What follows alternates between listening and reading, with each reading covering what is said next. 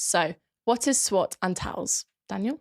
So SWOT, I think a lot of people are familiar with, which is strengths, weaknesses, opportunities, and threats.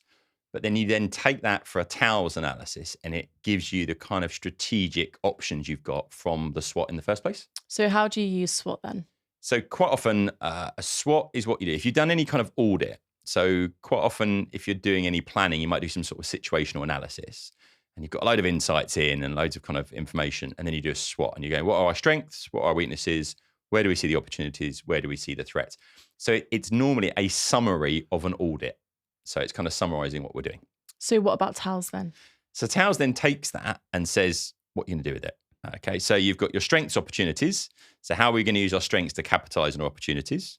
We've got weaknesses, opportunities. Which weaknesses do we need to overcome to exploit our opportunities and how we're going to overcome them?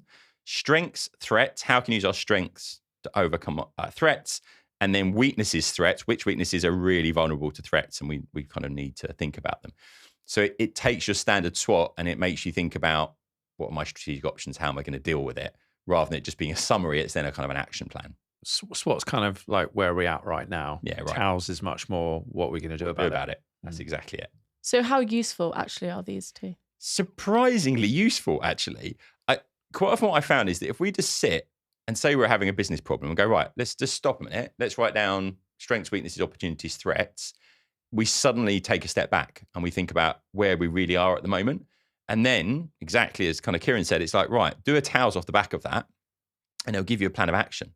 So I think it's been around for a long time. Everyone thinks it's really obvious, but the reality is when you use it in practice, it makes you take that step back and it can give you some options you might not have thought about. It's a thinking tool. Yeah, both thinking tools, and they're a framework, tried and tested framework you can apply to any situation and come out with something a bit more refined, and give you a bit more well thought through. Yeah.